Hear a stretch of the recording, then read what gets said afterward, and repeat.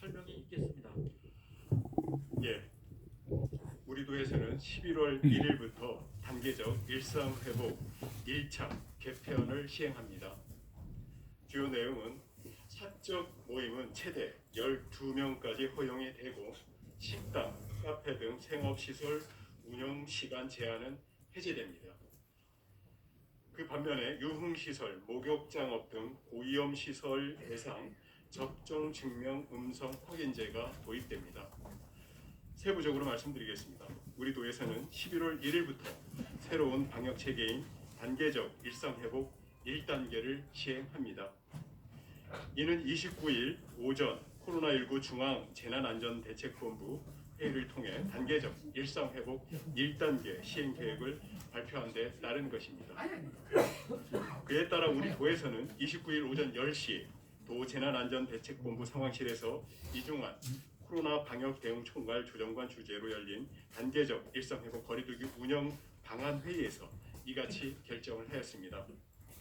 이번 개편안에는 기존의 단계별 거리두기 체계를 해제하고 생업시설 운영 제한 완화, 대규모 행사 허용, 사적 모임 제한 해제 등 세 차례에 걸쳐서 점진적으로 방역 조치를 완화한다는 내용이 담겨 있습니다.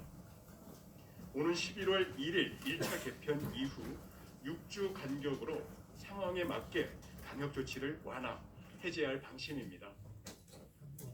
방역 조치 완화, 해제 여부는 예방 접종 완료율과 중환자실 입원 병상 여력, 그리고 주간 중증 환자 사망자 발생 규모, 그리고 유행 규모 재생산 지수 등을 종합적으로 평가해서 결정을 하게 됩니다. 우선 1일부터 유흥시설을 제외한 모든 다중이용시설의 영업시간 제한이 해제가 됩니다. 적용 대상은 식당, 카페, 학원, 독서실, 스터디 카페, 영화관, 공연장, 실내 체육시설, 결혼식장, 장례식장, 야구장 등 경기장, 마트, 백화점, 노래 연습장, 목욕장업, PC방 등입니다. 유흥시설, 클럽, 콜라텍, 무도장 등은 집단 감염 사례와 시설 내 감염이 취약한 특성을 고려해서 밤 12시까지 운영됩니다. 사적 모임 인원은 백신 접종 여부와 관계없이 최대 12명까지 가능합니다.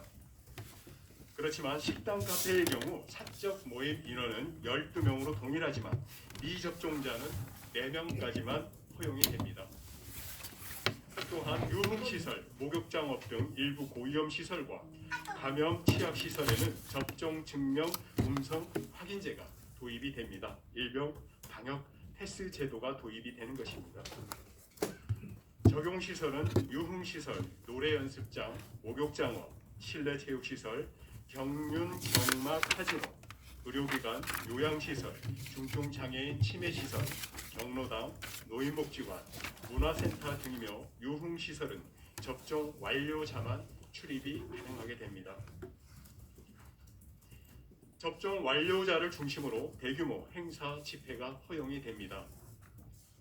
행사 집회는 접종 유무와 관계없이 100명 미만까지 허용되며 접종 완료자 등으로만 구성될 경우엔 최대 499명까지 가능합니다. 100명 이상의 접종, 미접종 혼합이 가능했던 결혼식, 전시, 박람회, 국제회의 등은 종전 수칙으로도 인정이 됩니다. 정규 종교 활동이 확대되고 고위험 행위는 단계적으로 완화가 됩니다. 미접종자 포함 시 예배, 법회 등 정규 종교 활동에 참여할 수 있는 인원이 최대 50%까지로 허용이 됩니다. 그리고 접종 완료자 등만으로 구성이 되는 경우는 인원 제한이 전면 해제가 됩니다. 수련회 등 행사는 일반 행사 규정에 따라 동일하게 적용이 됩니다. 요양병원 등 이용자 특성상 감염 위험이 높은 취약시설은 접종 완료자만 방문 면회가 허용이 됩니다. 접종 종사자는 2주에 1회, 미접종 종사자는 주 1회 PCR 검사가 의무화되고 신규 입원 환자 역시 선제적 PCR 검사 등이 추진이 됩니다. 경로당, 노인복지관, 문화센터 등은 고령층의 공동 식사 모임 등 감염 위험도가 크므로 접종 완료자만 출입이 허용되고 미접종자는 이용이 금지됩니다.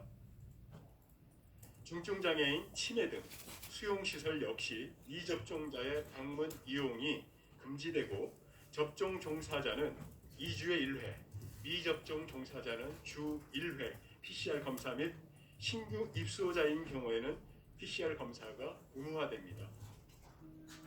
일상 속 방역 실정 강화를 위해서 업종별 참여를 확대한 등 민간 협력을 강화하게 됩니다. 실내외 마스크 착용, 제주 안심코드 인증 등 핵심 수칙은 기존대로 의무화되고 방역 수칙 개시, 손 씻기 및 손 소독제 비치 사용, 주기적 소독 및 환기, 사람 간 1m 간격 유지 등 시설별, 업종별 수칙도 기존대로 유지가 됩니다. 안전한 일상회복 전환을 위해 자율과 책임에 기반한 업종별, 부문별 참여를 확대하고 코로나19 일상회복 추진단을 운영해서 방역조치 사항 등을 조정하게 됩니다. 우리 도에서는 일상회복 전환의 안정적 추진을 위해 기본 방역수칙 준수, 자율 동참을 적극 당부드립니다.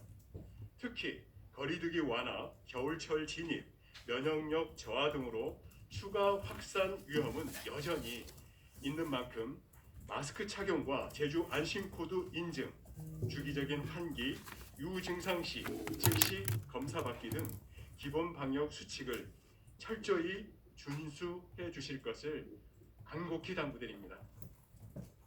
이와 함께 단계적 일상 회복으로 안전하게 전환하기 위해서는 예방 접종률이 높아져야 하는 만큼 미접종자 분들은 접종을 받아줄 것을 다시 한번 요청드립니다. 특히 새롭게 도입되는 접종 증명 음성 확인 제도의 전환 초기 현장의 수용성 제고를 위해서 해당 시설에 대한 1주간의 대도 기간 운영 및 홍보를 강화해 나갈 방침입니다. 특히 이행력 확보를 위해서 유흥 시설 등 고위험 다중 이용 시설을 대상으로 집중적인 관리와 단속을 실시할 방침임을 말씀드립니다. 예, 이상 브리핑을 마치겠습니다. 이어서 실시간 온라인 기자단 질문에 대해 답변 드리겠습니다. JIBS 신용경 기자입니다. 정부 방안을 보면 지자체별로 유행 상황을 보며 강화된 방역 조치를 시행할 수 있도록 한 것으로 보입니다. 제주는 현재 발표된 조치보다 강화된 조치를 요구할 계획이 있는지, 있다면 주간 확진자 수 기준으로 어느 정도 발생할 경우로 보고 계시는지 궁금하다는 질문입니다. 예, 지금 주간 확진자 수는 지금 보편적으로 모든 사람들이 확진자를 숫자를 발표하거나 이런 체계에서 보편적인 체계에서 이제는 위중증이나 사망자 중심의 체계로 전환되기 때문에 병상 여력이 굉장히 중요하고요. 의료 역량이 굉장히 중요합니다. 그리고 비상 계획을 수립할 수 있게 되어 있는데 약 75%의 의료 역량이 다다랐을 때, 그러니까 뭐 병상 확보율이라든가 중증 환자들이 많이 입원해서 75% 정도의 병상 여력이 도달하게 되면 비상 계획 하에 특별 방역 조치를 취하게 돼 있습니다. 그래서 지금은 일단 11월 1일부터 현재까지 주간 평균 1일 통계는 6.1명입니다. 우리 도가. 그러니까 지금 현재 강화된 방역 조치를 지자체의 자율권을 줬다고 해서 지금 이렇게 도입하거나 그럴 그 상황은 아닌 것 같고요. 단 우리 도 입장에서는 역시 몇 명 이상 또는 중증 환자가 몇 명 이상 됐을 때 단계별로 강화 조치들은 대비해놓고 있다는 말씀을 드립니다. 유제주 일보 현대성 기자입니다. 얀센 백신 접종자에 대한 추가 접종이 이루어지고 있는 가운데 기존 일례 접종자가 백신 패스 대상이 되는 것인지, 추가 접종을 완료해야 접종 완료자가 취급되는 것인지 궁금하다는 질문입니다. 예, 오늘 정부에서 발표를 했기 때문에 아주 구체적인 내용은 뭐 이제 이제 다시 지방자치단체로 이렇게 보내줄 것 같은데 지금까지는 백신 접종 1차 접종자도 역시 백신 패스에 해당이 됩니다.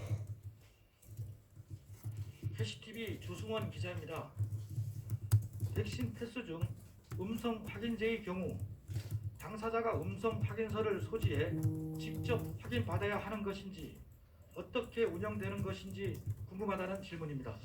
예, 그 부분도 우리 방역 당국에서 계속 지금 고심을 하고 있습니다. 일단은 발표가 된 상황이고 정부에서부터 그래서 일단 현재 나와 있는 것은 백신 접종 투구라는 그 시스템이나 그와 유사한 시스템 정부에서 질병청에서 인정하는 전자 그 인증 시스템에 의해서 인증이 되는 것, 그 다음에 이제 보건소를 통해서 종이로 접종을 받았다는 걸 인증서를 인증하는 것, 그 다음에 이제 그 탈부착식으로 이렇게 스티커 형태의 인증 그 물도 있습니다. 그래서 지금 현재는 세 가지인데 문제는 이제 그게 이제 일선 현장에서 일일이 확인해야 되는 불편함이 있을 것 같습니다. 저희가 이제 그걸 그 부분을 지금 저희가 지자체 단계에서 이거를 조금 효율적으로 운영할 수 있도록 준비를 해야 되는 것인지를 저희가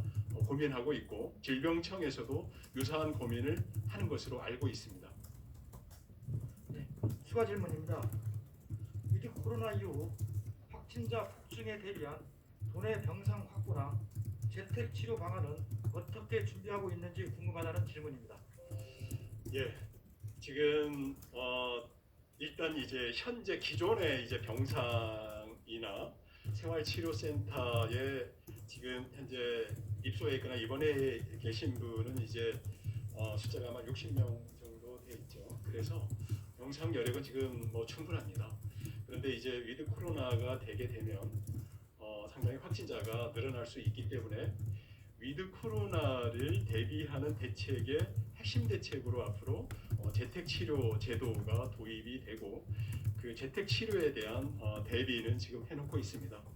그래서 그런 부분들에 대해서는 발생 빈도수가 대단히 영향을 미칠 수 있고 또 접종률에 따라서 이 부분이 어떤 의료적인 영향에 미치는 범위 같은 것들을 저희가 계속 시뮬레이션을 돌려보면서 대비를 해 나가겠습니다. 그래서 결론적으로는 위드 코로나에 대비한 거점 병원 병상 확보와 생활치료센터의 생활치료 센터 확보, 그다음에 재택 치료 준비는 지금 해놓고 있습니다. 할 사람인데 물어봐서 JIBS 신흥경 추가 보충 질문입니다. 앞서 말씀하신 중증 몇 명 이상 있을 때 강화 조치를 낸다고 하셨는데 기준이 몇 명인지 설명 바란다는 질문입니다. 그 인원수라기보다는요 중증 환자나 병상 또는 이제 중증 이행률 사망자 이런 몇 가지 네 가지 꼭지가 있는데 지금은 이걸 토탈로 해서 질병청에서 아마 그 상황은 전국 단위는 발표할 것 같고 우리 도는 아마 75% 정도 병상 여력이 만약에 다다랐을 때 저희들은 비상계획을 대비하게 됩니다. 제주일보 김정은 기자입니다. 단계적 일상 회복에 따른 재택치료 전담팀, 환자관리팀 등 방역관리 전담 조직 구성 계획은 어떻게 되는지 궁금하다는 질문입니다.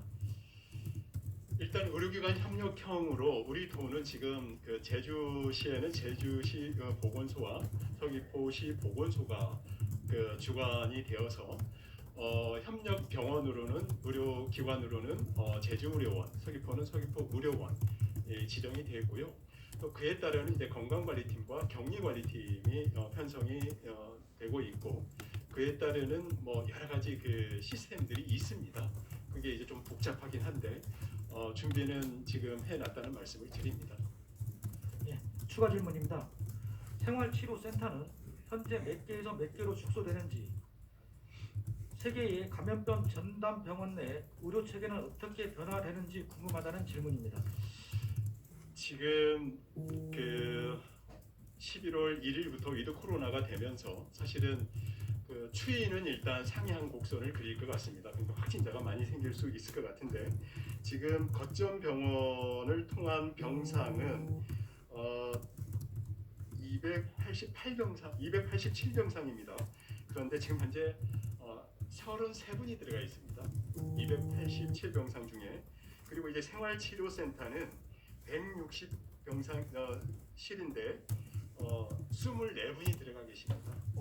여기에 이제 재택치료 기준에 들어와 있는 분들은 이제 재택치료를 통해서 치료를 받게 되기 때문에 지금 현재 상으로는 그 생활치료센터를 저희가 이제 계획으로는 여기에 플러스해서 생활치료센터 약 300병상 이상의 생활치료센터를 지금 준비를 지금 하고 있습니다. 추가로. 네, 그렇습니다. JIBS 신윤경 기자입니다. 재택치료는 언제부터 본격 시행되는 것인지 궁금하다는 질문입니다. 지금 현재 재택치료는 우리 도가 아까도 말씀드렸지만 현재 6.1명이거든요. 일일 지금 확진자율이 6.1명이기 때문에 6.1명 정도면 기존의 방식대로 생활치료센터나 의료기관을 통해서 지금 가능합니다. 그래서 저희가 이제 전국적으로 5,000명이 발생했을 때 제주도의 발생 빈도수, 또 최고 10,000명, 20,000명이 발생했을 때 제주도의 빈도수 등을 시뮬레이션 통해서 이제 계산을 하고 있는데요. 이거는 이제 5명, 8명, 15명, 16명 이런 것들이 발생률에 따라서 대비를 해놓고 있기 때문에 현재도 이제 시범적으로 재택치료는 30여 명을 지금 했습니다만은 지금 상황에서는 스탠바이는 다 해놓고 이 정도의 발생률로는 지금 기존의 방식대로 나아가다가 어느 지점에서는 재택치료를 이렇게 전환하는 부분은 하려고 그렇게 계획은 수립하고 있습니다. 더 이상 질문이 없으십니까? 더 이상 질문이 없어 금일 브리핑을 모두 마치겠습니다. 수고하셨습니다.